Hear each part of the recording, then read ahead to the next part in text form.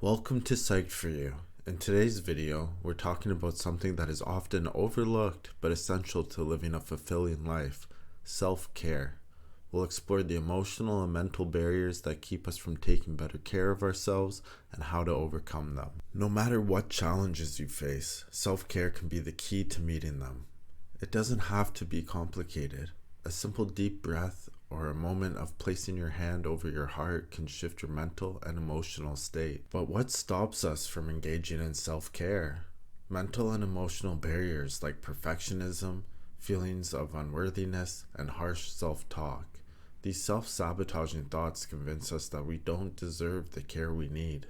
A common excuse is, "I don't have time." But self-care isn't a luxury, it's a necessity. Instead of harshly criticizing ourselves, we need to replace negative self-talk with kindness. This shift can foster emotional healing and courage. Good self-care means establishing healthy habits, eating well, resting, exercising, and calming the mind.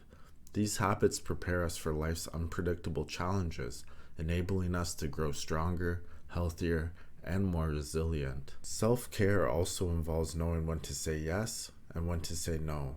Saying no to unnecessary commitments frees up time to focus on your health and well-being, giving you the strength and energy to seize opportunities. Unfortunately, not all self-care advice is created equal. The self-care industry is worth billions, but not everything marketed as self-care truly serves your needs.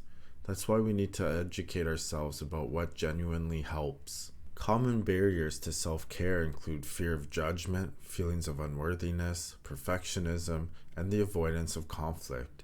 These mental blocks keep us from prioritizing ourselves, leading to self-neglect or even burnout. So, how do we change? It starts with motivation. Sometimes it's fear of burnout or illness that pushes us to make self-care a priority. But transitioning from neglect to abundance begins with understanding the risks of self-neglect. Once you've identified your barriers, it's time to create a self-care master plan. Plot a path towards the healthiest, happiest version of yourself by taking small, daily steps. This plan will ripple outwards, positively impacting your relationships. Self-care doesn't just improve your own well-being, it helps those around you.